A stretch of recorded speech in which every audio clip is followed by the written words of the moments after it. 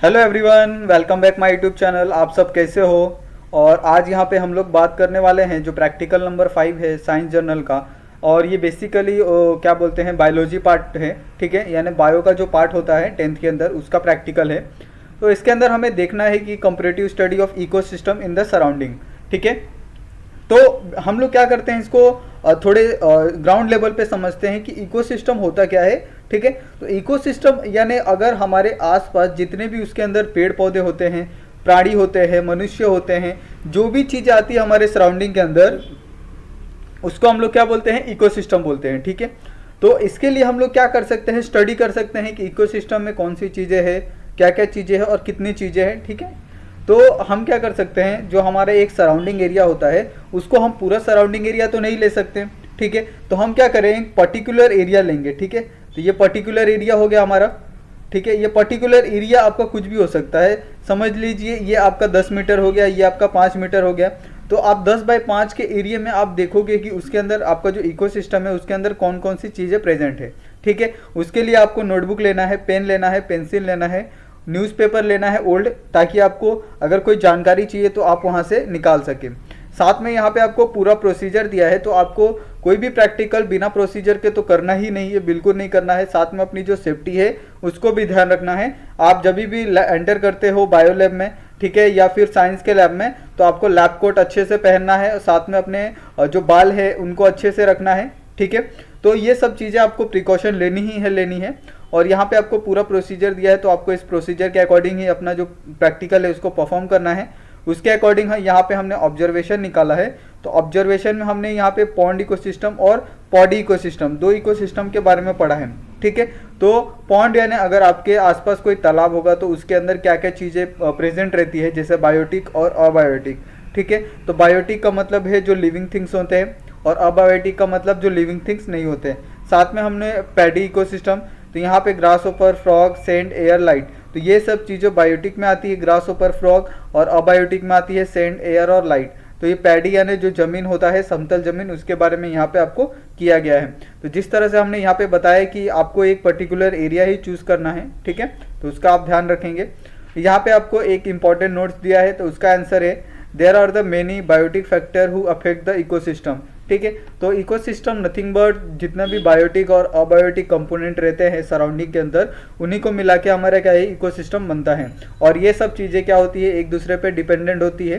ठीक है, तो आपने ये सब चीज़ें आपने पढ़ा होगा, जो पिरामिड स्ट्रक्चर होता है कि किस तरह से एक घास के ऊपर किस तरह से खरगोश के ऊपर किस तरह से स्नेक के ऊपर किस तरह से ईगल, तो इस तरह का इकोसिस्टम आपने जरूर देखा होगा।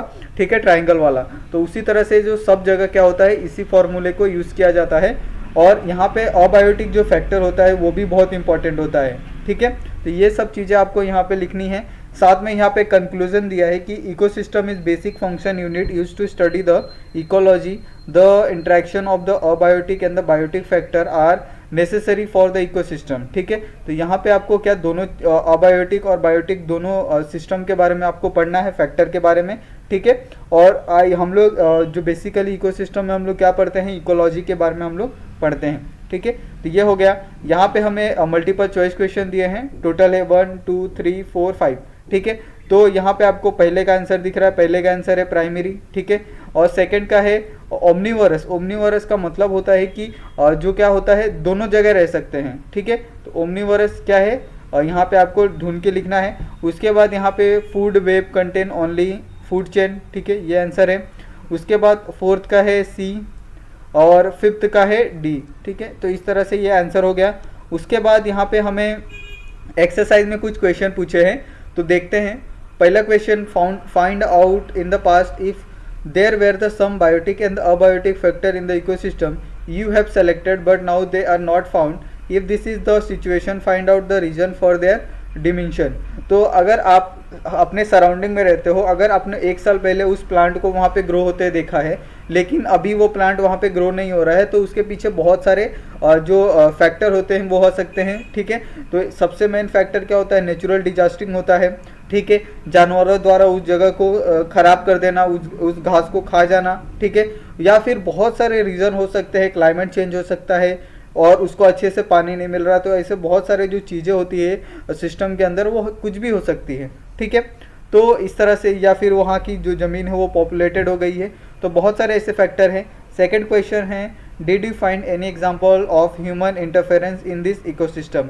तो क्या आपको ऐसा लगता है कि जो हम लोग इंसान है वो इकोसिस्टम में इंटरफेयर करते हैं, यानी हमें जितना मिला है उससे ज़्यादा हम लोग उसके अंदर दखल देते हैं इकोसिस्टम के अंदर। इसके कारण जो आज का इकोसिस्टम है वो पहले के इकोसिस्टम से बहुत ज़्यादा डिसबैलेंस है, ठीक है। क्योंकि आज जिस तरह से ग्लोबल वार्मिंग बढ़ रही है और जिस तरह से हमारा इकोसिस्टम ख़राब होते चला जा रहा है, ये आने वाली तबाही का एक ये है एग्जाम्पल है। क्योंकि आगे कुछ सालों में आपको बहुत से नेचुरल डिजास्टर फेस करने को मिलेंगे, ठीक है। वो भले ही आपको ऐसा लगे देखने में कि ये हमारा क्या बिगाड़ सकता है, लेकिन उसका इम्पैक्ट आपको बहुत टाइम तक देखने के लिए मिलेगा, ठीक है। तो यहाँ पे अभी एक और क्वेश्चन है, what is the relation with the ecosystem of the figure shown below. तो यहाँ पे आपको एक पूरा इकोसिस्टम दिख रहा है, ठीक है। ये घास है, घास के ऊपर ग्रास ओपर है, ग्रास ओपर के ऊपर फ्रॉग है, फ्रॉग को खाने वाला स्नेक है, और स्नेक को खाने वाला कौन है, ईगल है। फिर ईगल की डेथ हो जाती है और वो क्या हो जाता है, मिट्टी में मिल जाता है। फिर उसके बाद ग्रास उगता है वापस। ये जो साइकिल है वो चलता ही रहता है, चलता ही रहता है। अगर इसमें से भी अगर समझ लीजिए कोई भी एक जो ये है, अगर एक ख़त्म हो जाए कोई भी एक इकोसिस्टम से, तो जो पहले वाले की तादाद है वो बहुत ज़्यादा बढ़ जाएगी और उसके ऊपर जो डिपेंडेंट है उन क्या हो जाएंगे, ख़त्म होने लगेंगे, ठीक है। तो इसी तरह से यहाँ पे ये इकोसिस्टम का जो प्रैक्टिकल था यहाँ पे हमने ख़त्म कर लिया। अगर इसमें आपको कोई डाउट होगा तो प्लीज़ हमें कमेंट करके बता सकते हैं, या फिर हमें स्टडी रिलेटेड कोई भी जानकारी अगर चाहिए आपको तो आप हमें मैसेज कर सकते हैं इंस्टाग्राम पे, ठीक है। तो आप सभी के ये वीडियो देखने के लिए बहुत बहुत धन्यवाद। मिलते हैं नेक्स्ट वीडियो में।